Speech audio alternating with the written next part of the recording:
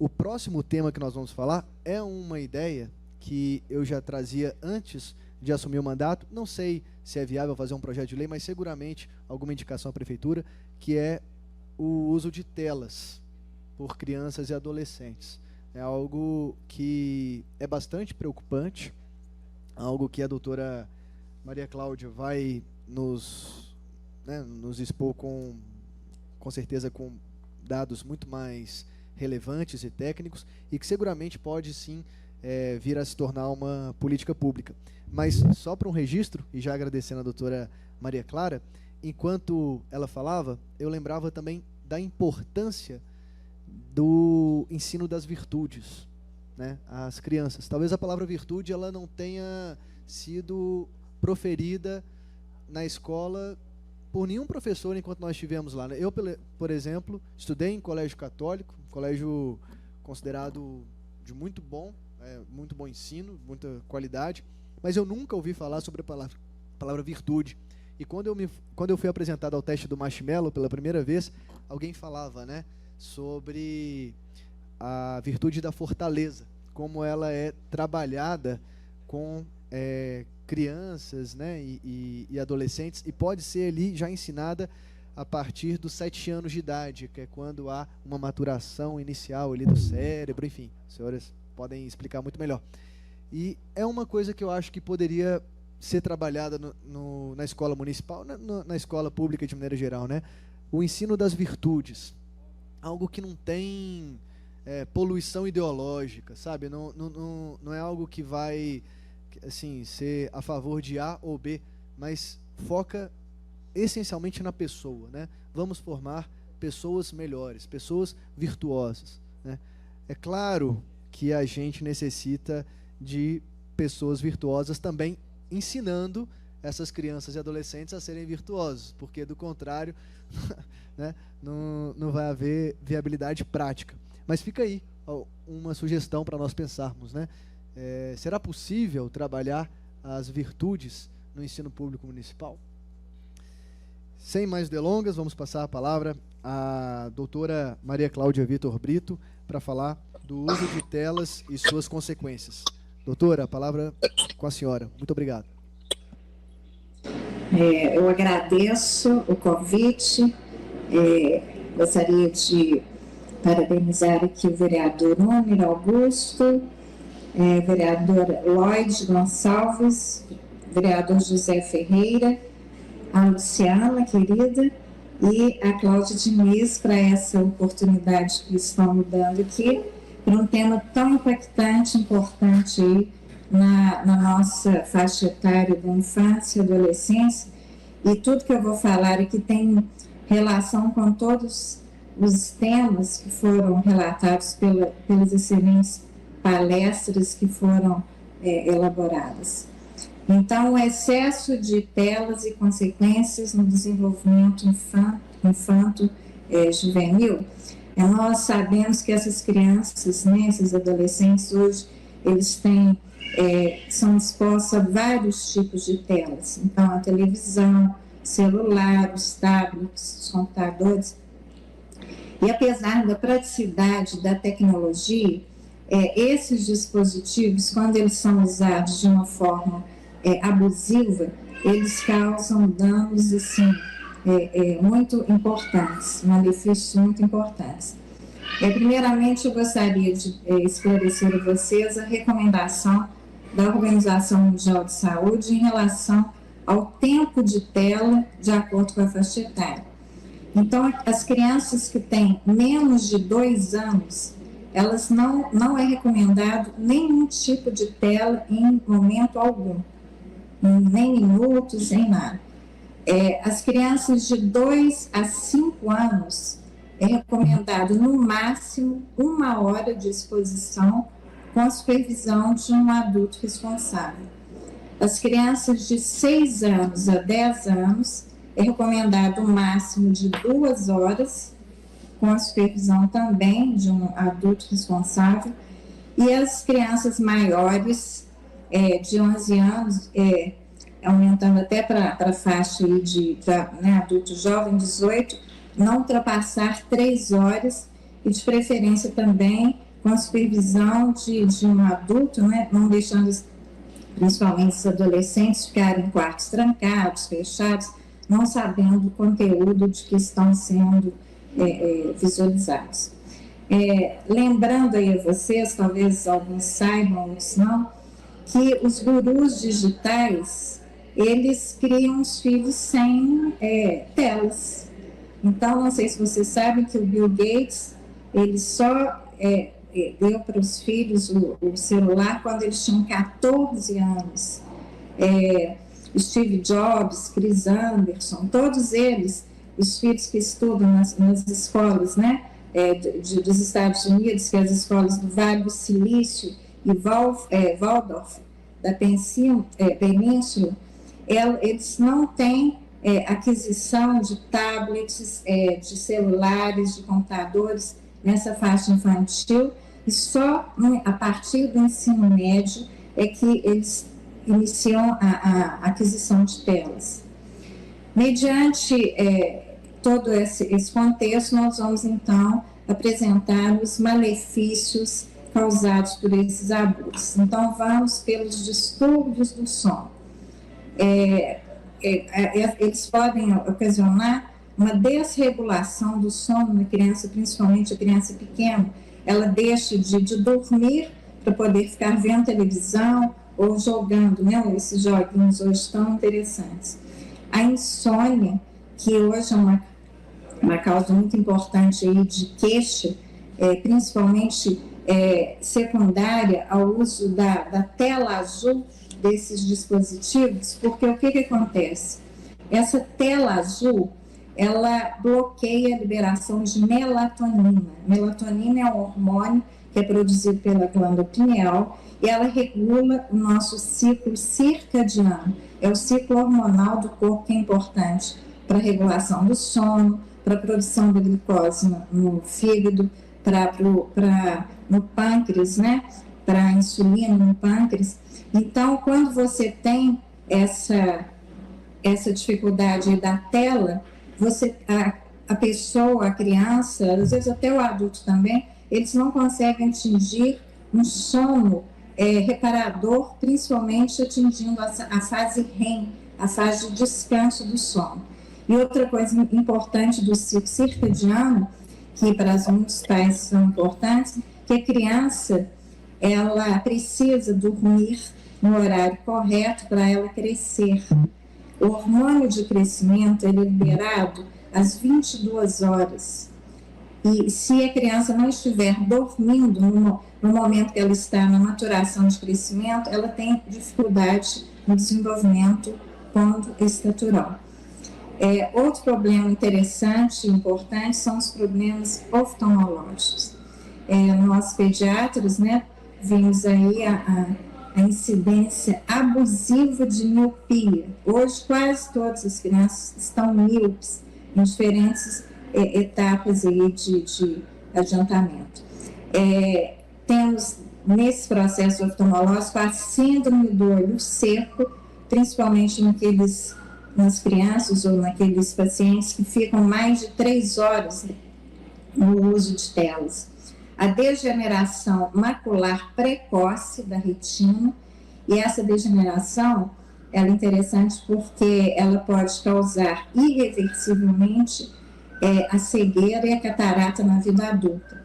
Eu tenho pacientes com catarata sem nenhuma queixa, sem nenhum processo visual que foi diagnosticado com um exame oftalmológico que foi recomendado regularmente. Existe também a síndrome visual do computador. O que seria essa síndrome? Aquelas pessoas que têm os olhos vermelhos, ardência nos olhos, lacrimejamento, dor de cabeça, sensação de areia nos olhos, vista embaçada e blefarite, crianças que têm inflamação nas pálpebras. Isso tudo secundário ao uso de telas.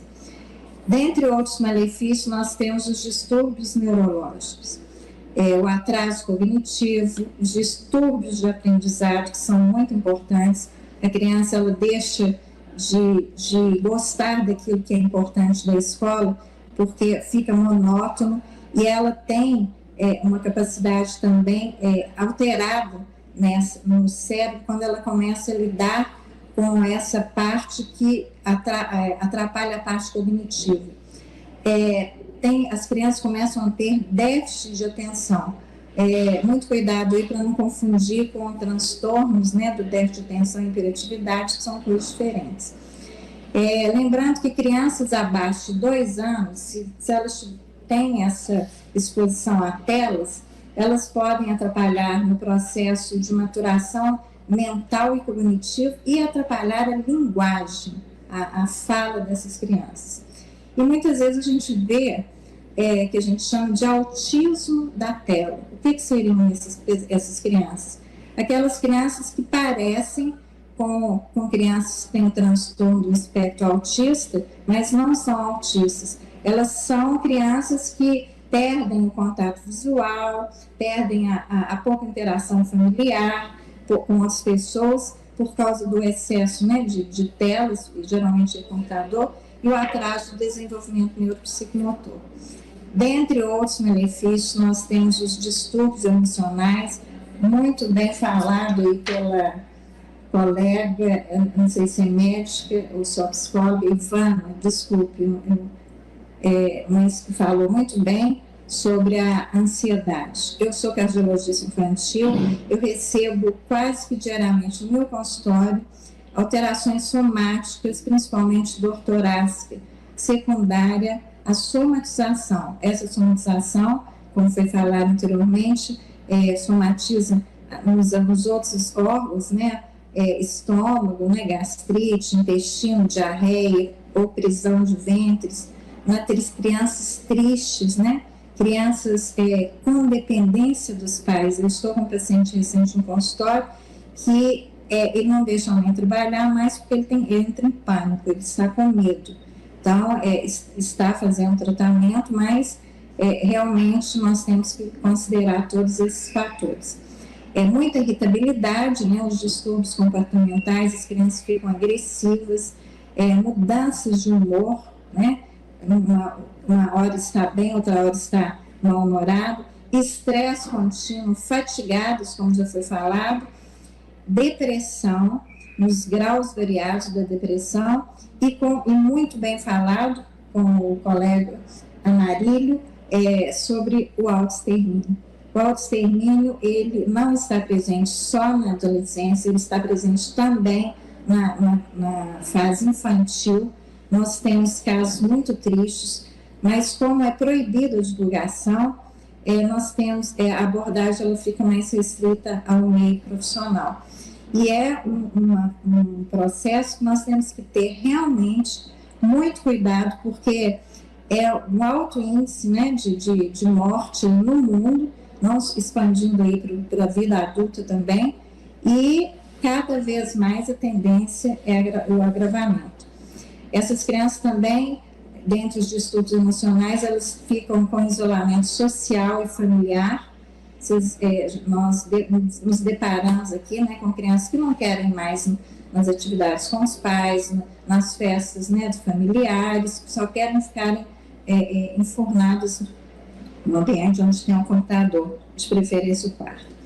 E os transtornos de imagem corporal, elas ficam identificando com outras pessoas da mídia e acabam sentindo baixa autoestima e consequentemente, desencadeando vários processos emocionais. Outro distúrbio importante é o desenvolvimento da obesidade, que hoje nós falamos sobrepeso. E esse sobrepeso, ele é secundário ao sedentarismo dessa criança. Ela para de fazer atividade física, atividade onde ela pode exercitar, para poder ficar sentadinha ou deitada no processo de telas. E essa obesidade, ela traz doenças importantes, que aí entra também, no meu caso, como cardiologista, eu trato muitos adolescentes hipertensos, muitos adolescentes pré-diabéticos, que você faz o diagnóstico com a solicitação da glicohemoglobina, tem a glicose normal, mas a glicohemoglobina alterada. Adolescentes com problemas articulares, né, dores nos joelhos por causa do peso, e alterações hepáticas, que você só diagnostica se faz o exame, que é as enzimas hepáticas alteradas, e se faz um ultrassom do fígado, essa criança tem gordura no fígado, chamada esteatose hepática. São fatos vivenciados e que não são raros.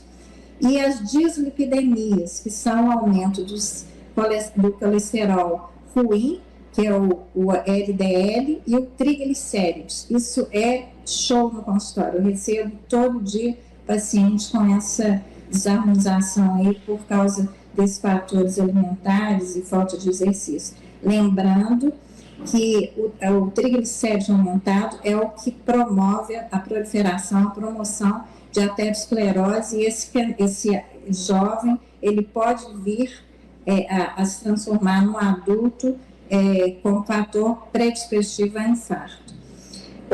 Outra alteração é enxaqueca, né, por causa do excesso, né, de exposição dos olhos, da mente, muita atividade. Câncer, que ninguém fala, mas tem trabalhos internacionais aí, por causa da radiação dos dispositivos. Já foram enumerados 8 tipos de câncer em vários órgãos diferenciados, e ele principalmente acomete as crianças menores, porque a calota craniana, ela é mais fina, então por isso que menor de 2 anos é nunca nada de pele. E os fetos, porque aquelas mamães que estão grávidas, elas ficam usando o celular, né? Esquecem que estão ali com a irradiação para os fetos. Outro fator, a hipocondria digital ou a cibercondria, né? Que tem mania de doença e fica toda hora pesquisando. Eu chego a paciente no meu consultório, parece um adultozinho, porque eles te dão todo o diagnóstico através da questão do que eles viram na internet. O efeito Google, o que é isso? Hoje sabe-se que quanto mais informação você tem na sua mente, mais dificuldade você tem de segurar as informações. O cérebro está exposto a muita informação, e isso é uma dificuldade aí que vem desencadear esses distúrbios de aprendizado nas crianças. O desenvolvimento da tecnose, que é a dependência tecnológica. Tem pessoas que ficam com essa dependência, não conseguem ficar sem verem todos os dias tem alguma coisa nova em todas as áreas, não especificamente na área de interesse. E muito preocupante agora, que é a nomofobia. O que seria isso? A dependência grave de celular e de internet. Os nomófobos, eles já são tratados, principalmente nos Estados Unidos, igual são tratados dependentes de droga. Esses dependentes, o que acontece? Eles têm uma liberação muito grande de dopamina no cérebro, que a dopamina é um hormônio necessário, faz parte de um dos hormônios da felicidade, mas ele em excesso, ele causa... Doutora, perdão, eu vou interrompê-la só para prorrogar por mais 1 hora a nossa sessão. Às 3h15, prorrogo por mais 1 hora a nossa sessão. Continua com a palavra, doutora. Desculpa. Eu não vou me adiantar muito, não, desculpa. Essa dopamina causa excesso, uma distração e nessas crianças e pensamentos soltos, né, que você vê nessas crianças aí, que tem esse excesso, esses adolescentes com esse hábito aí intensivo. E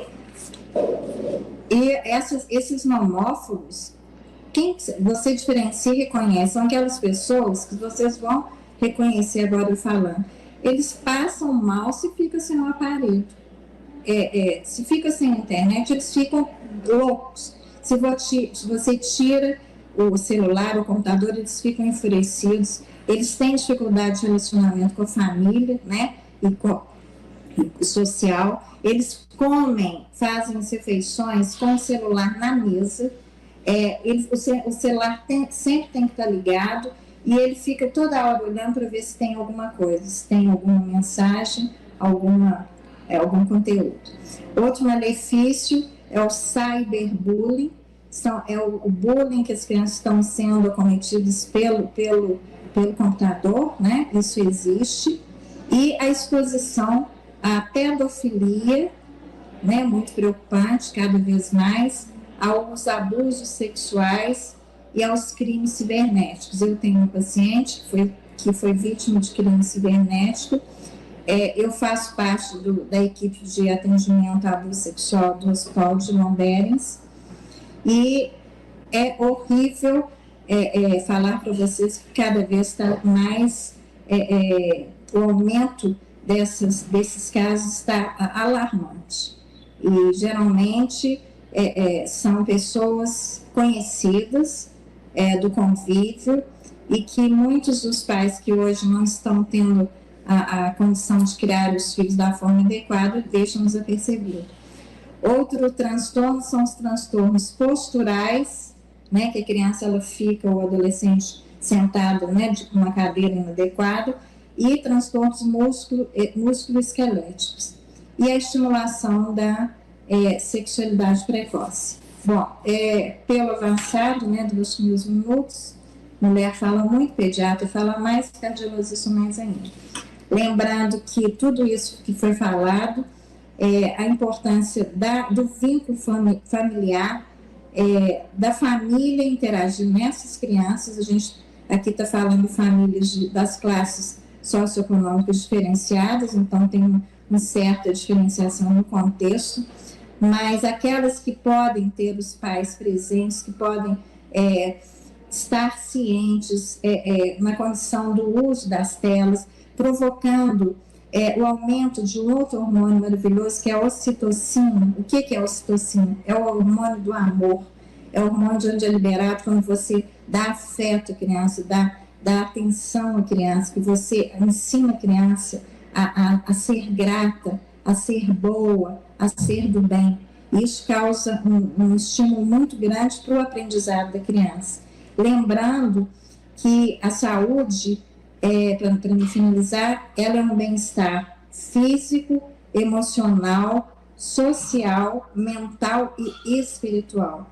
Não existe mais nenhuma forma de negar o quanto nós precisamos nos alimentar do espírito, independente de religiosidade, conectar com o ser do amor, que seja Deus um nome, que seja um outro nome, mas que possamos ser pessoas boas, pessoas que praticam o amor, a caridade e a fraternidade. Muito obrigada pela oportunidade.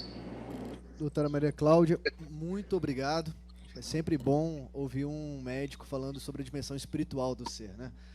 Numa época em que vigora um materialismo, seja na política, seja na ciência como um todo, acho que é um bálsamo, né? Ouvir um médico, sobretudo uma pediatra, falar da necessidade de alimentar o espírito, por mais médicos como a doutora Maria Cláudia.